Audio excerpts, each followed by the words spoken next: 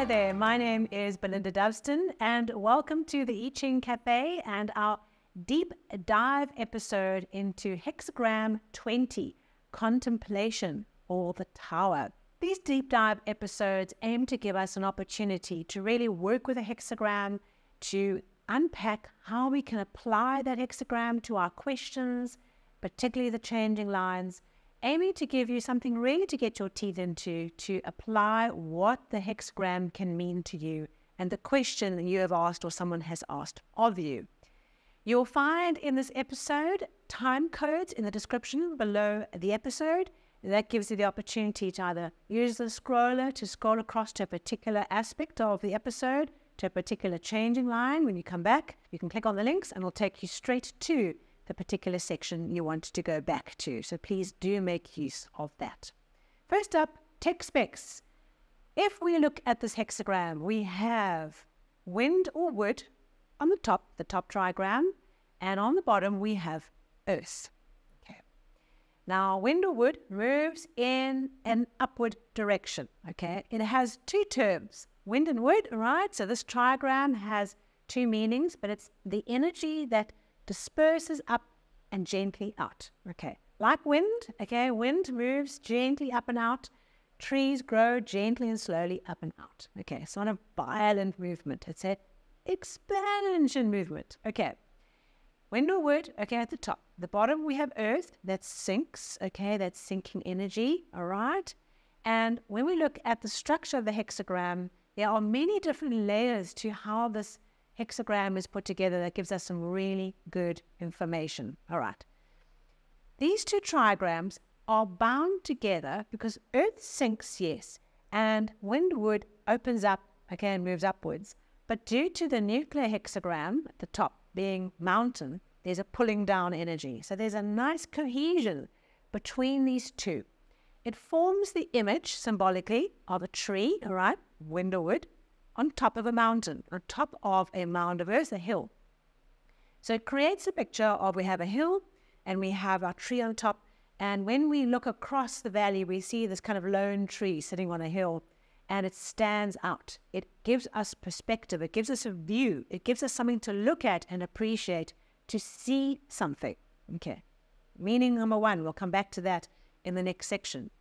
We also have the image of the tower. So we have our two male lines at the top. Those are the rulers or the ruling energies of this hexagram, our two lines at the top. And then we have a whole lot of female lines underneath, forming this image of a tower, which is all about climbing the tower to gain perspective. I talk about this looking like the Arc de Triomphe, okay? The triumph and freedom that comes from climbing to the top of the tower, getting an elevated perspective. So when we work with the structure, we work with the elevated perspective where we get a view, and we work with the tree on the hill, giving a view to others as we work with it. And now on to the meaning. In 1987, Frank White coined the term overview effect, a way to describe an experience that astronauts had going out into space and seeing our beautiful blue dot hanging in space, in the blackness of space. Seeing Earth as a whole thing. I mean, we've all seen that picture of Earth just held in this blackness of space. How beautiful blue marble. And the experience that those astronauts have, this deeply moving emotional experience they have when they look at the world from this elevated perspective. You don't get more elevated than that, right? And there they are, thousands of kilometers above the Earth, and they're seeing our beautiful blue marble. Think about what the astronauts in the International Space Station see. And they go round and round and round. And they just see this perspective. They see this fragile ecosystem with all these people and creatures living upon her, all in this closed system. Okay, whatever's happening on Earth stays in this little bubble, right? And the fragile nature of this place we call home, and what that means. And as astronauts come back, and they are fundamentally changed because they've had this perspective, the overview effect. And when they come home, they share that with the others. They share that experience. They talk about what does it mean to have had this experience where you just appreciate this beautiful ecosystem. It's so fragile. It is so beautiful. It is just so special, and how important it is for us to all look after it. So the overview effect, you can go and Google it. So this hexagram brings us perspective. Quite like an eagle that can lift up into the sky, can look down with those beautiful laser beam eyes. See the little mouse running down there? Yeah, there's lunch. Sees perspective. Okay, and you can almost see the curve of the earth. They get so high, they can just see this perspective. We're not a mouse scurrying about in the brush, okay, where we can't see beyond what's in front of us. We are up, elevated perspective. This hexagram asks us to lift our view. Get a better perspective, get a bigger perspective, climb the tower, look at it from a much higher vantage point, like you would climb any tower in a city, maybe the Eiffel Tower, whatever tower. Think of any example of a tower, okay, Empire State Building, whatever it is. You climb to the top of that tower and you look down and you see things in perspective. You see things connected. You see patterns of how things are connected you cannot see when you're down on the ground. When we get this hexagram, we're being told we are too in the detail. We need to get up onto the tower. We need to get perspective. We need to see things from a bigger point of view, an elevated point of view. And then there's that second part. There's the tree on the hill. We create the elevated perspective for others. We create a view. We create a picture. We create a model. We create the tower that others can see. Our actions and the example we set creates an image for others. Okay, so as much as we get perspective, we give perspective through this hexagram as well. And you might find that's a stronger meaning for you in connecting with this hexagram, is how you give and create perspective for others, how you create the picture or the way forward, right, or the model, or the image of what success or what good looks like. We create that for others. This is a fantastic hexagram to work with strategy, whether that's a personal life strategy or a team or a business strategy. When this hexagram comes up, it's a logical thing to look at it and say, from a much bigger point of view, let's take time out, all right? Let's go to the top of the tower and let's look at the situation from a new perspective, all right? Let's elevate our thinking. Let's relook at our strategy and see whether the dots still connect, whether it still makes sense, still relevant to what we're trying to create. Our bigger picture, our vision, our promise, our why, what we're doing. So as we work with this hexagram, as we elevate our thinking, as we get perspective, all right, we see things in a much deeper, bigger way. We're the astronaut floating around space, seeing this beautiful view, seeing this perspective, and bringing that back down to Earth, because we are so transformed by what we see, by how we understand things in a new way, that everything changes for the better. Right, the changing lines. Changing line 1 says, boy-like contemplation. For an inferior man, no blame. For a superior man, humiliation. In this changing line, the one that starts at the beginning, that comes in, we're being asked to elevate our thinking into the situation, to look at the situation from an adult point of view, not like a child. Okay, if we are a child and we are naive and we're unschooled in how things sometimes don't work out, we can look at a situation and just say, oh, everything's awesome, let's play, let's have fun, let's go for it. If we are a child, that's okay, no blame.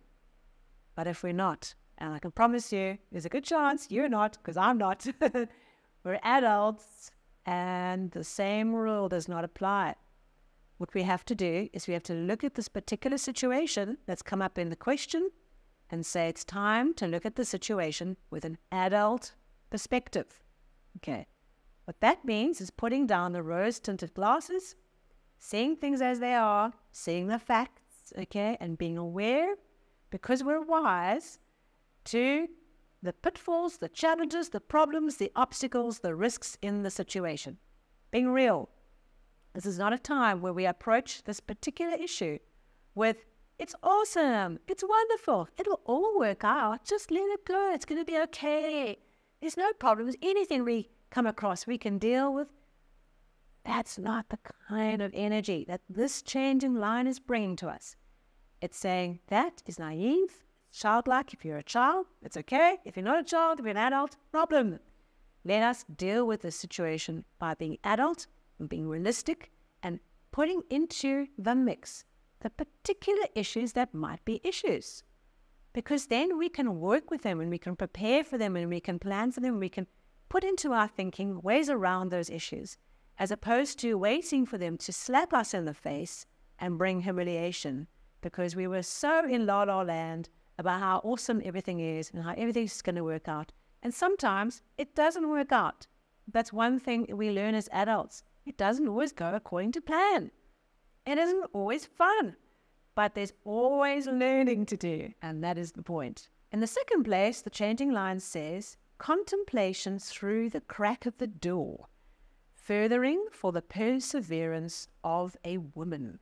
So with this particular changing line, there's a little bit of a male-female issue that we just have to be patient with when you read the text about a woman who is docile and receptive and not pushy, and a man who's pushy, okay? But really what this line talks about is, in the situation, we're looking at the situation, we're contemplating it, okay, through a crack in the door. This could be looking through a keyhole. This could be a crack. You can imagine you're looking into a room and the door is slightly ajar, and we're assuming that what we can see is the whole picture. We understand through the symbol that when you look into a room through a crack in the door, you absolutely do not have the full picture, okay? And that's what this line is bringing our attention to. The ego, okay, looks through the crack and says, this is all about me. This is about my stuff, interpreting what I can see through the lens of myself, okay, as opposed to it might have nothing to do with me. And thinking that the slice I can see through the crack in the door, through the little keyhole, is the whole picture. It's an ego drive that gets us to that place of thinking, that we have the whole picture. We can only see through the crack of the door. What this allows us to do is allows us to think about what might else be in the room that I don't know, and how do I broaden my perspective? How do I put down my ego and be truly receptive in our female energy, right? Be in our female energy and be open to what is really behind the door in the room, rather than assume we understand it. Getting out of ego, getting into openness, into curiosity, into finding creative ways of opening the door up, asking for help, going into the room and getting a much bigger perspective. We can't see what's really in the room. We don't have the full picture. Assuming we do is the problem. Changing line in the third place says, contemplation of my life decides the choice between advance and retreat. This line guides us to looking within for a particular answer, okay? To go within, to do some self-reflection work, and to delve into using that self-reflection as a way of answering the question, should I advance or retreat, okay? Helping us to solve the problem of being stuck between understanding ourselves in the situation, understanding what does progress mean and what does regression mean. When we work with this line, we go into self-introspection, but not with the purpose of becoming obsessed with our own thoughts, our own internal dialogue, or how we feel about the situation. Okay, that can be an easy outcome if we spend too much time in selfish self-introspection. This line is asking us to reflect inwards and to think about the effects we have on our world around us, on the people around us, and to really go within and find a way to see ourselves differently so that we can move past that. We can advance or we can choose to retreat. Okay, how we use that self-introspection to go within and to find meaning and understand our role in helping others and being a positive tree on the hill for the people around us. So if you've asked a question and this is the line that comes up for you, what this is asking you to do, or the person you've asked about is to go within and to dig around in there, okay, not for getting caught up in one's own belief systems, okay, but it's to see, how do I impact the people around me? How am I connected to this issue? How am I contributing to a positive or a negative situation here? And getting insight and perspective through the self-reflection route. So, going within will be the way, the strategy of how you work with this line. The line, if it's in the fourth place, reads, contemplation of the light of the kingdom. It furthers one to exert influences as the guest of a king. This line specifically refers to having a degree of influence and perspective, understanding how kingdoms work, okay? How organizations work, how a particular community or a non-profit or a community works, what makes it work, what gives it power, and having an elevated perspective and being able to contribute and being able to have some power because of the perspective. Perhaps this is you if you've asked a personal question. Perhaps it is the person that you've asked another question for, and refers to that this person should have the opportunity to have a seat at the table, to be invited as the honored guest of the king or the prince, to sit around the table and to learn and contribute as an equal, but as a guest around that table. Not to be used as a tool by others in their quest for power, but to be brought in as an honored guest around the table to share a view. This line can often refer to being included or invited into a group, into a club, into a community, into a mastermind.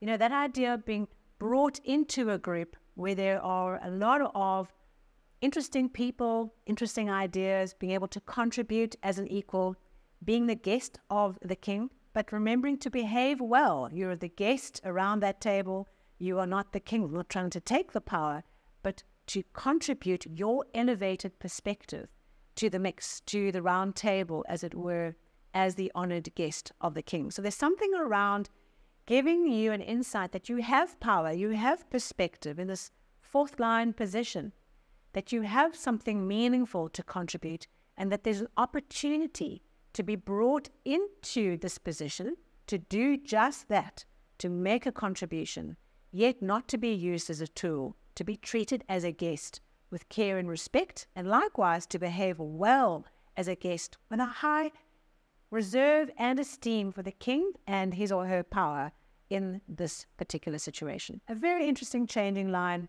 where we have the opportunity to move into a group of advisors, to participate, to be given a seat at the table.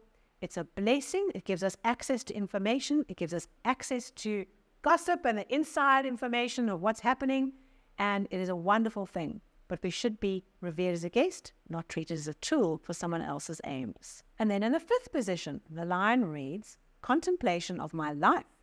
The superior man is without blame. In this changing line, there's a natural connection to the one we had in line 3, where we do this self-introspection. Here, though, we are in position 5. We're in a power position. Okay, line 5 and line 6 are the rulers of this hexagram. We are in a ruler position. We have power and authority. And when we have power, when we're a leader, when we have authority, where we have influence over others, we have more than anything a responsibility for self-examination, to make sure we are free of faults, that we do not slip back into old habits, that we stay true and in principle and at an elevated perspective. We are the tree on the hill, okay, very strongly with this changing line. And so we have a responsibility to continuously look within and make sure that we are tweaking out the issues that tarnish our perspective for others, that undermine principle, and we need to correct those. So working with this line, what it's asking us to do is to go within, to self-examine, right? But now we're not at a lower level like we were in 9.3. Now we are authoritative. We have power over others. The meaning of what we do, rightly and wrongly, have massive implications. And so we look inside, we look to ourselves, we look at how do we create benefit and health and healing and goodness and opportunity and prosperity for others? What is the impact of our work, our life, our thinking on the people around us? And if we are good, if that impact is good, when we do that self-introspection work, what this line is asking us to do, there's blessings that flow through that. If our effect on others is not good, the self-introspection can have negative consequences. So we have to be free of blame. When we are a leader, we have to be beyond reproach. We have to work harder than anybody else on our self-awareness, on who we are and what we stand for and the impact we create for others. There isn't an opportunity to take time off from our higher self, right? We keep ourselves focused on principle. So this line, in answer to the question you've put to it, is saying, focus on how have I helped other people in the situation? What is the impact of my life, my decisions, the way that I work on others? Is it good? The introspection then creates really powerful results. Go within, work with that, see how you can maximize and do even more to help the people around you, because that creates value. Looking within and understanding our positive impact, putting those two together, seeing how we can improve the impact we have on others, is how we deal with the question you've asked for this line. And then the last one in the sixth position, this line says, contemplation of his life, same as we had before, the superior man is without blame. And here we have the super duper power line in line 6. In line 5, contemplation of my life. It's personal. In this one, contemplation of his life.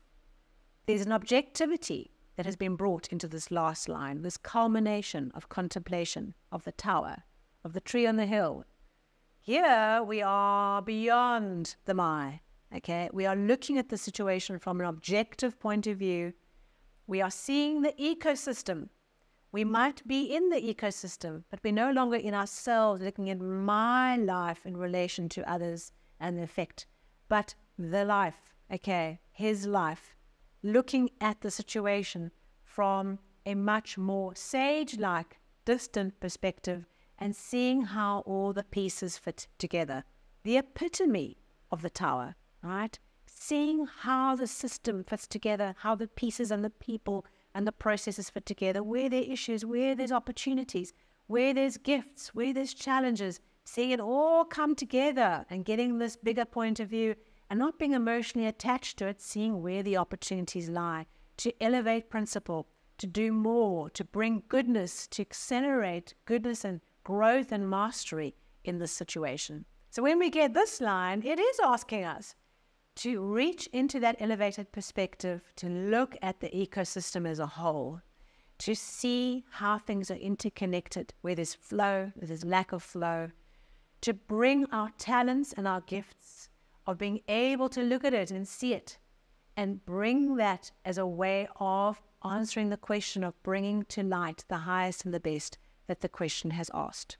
When you get this line, is a beautiful line, because the opportunity is that whoever is the subject of the question, they have the potential, you have the potential of just stepping back from the quagmire of ourselves and everything in it, everything, all the detail, the picture, the mice, all the mice, of truly being an eagle, being detached from the situation and bringing this beautiful broad perspective to bear, to look at the situation and bring that whole view to the situation, to the question, to see things from that beautiful, magnificent view, earth floating in space, our blue marble in the black darkness of space, and seeing that beautiful perspective, the beauty and the fragility and the opportunity of the whole ecosystem, and bringing that as a gift to the question that you have asked. So that is Hexagram 20, a wonderful opportunity for us to work with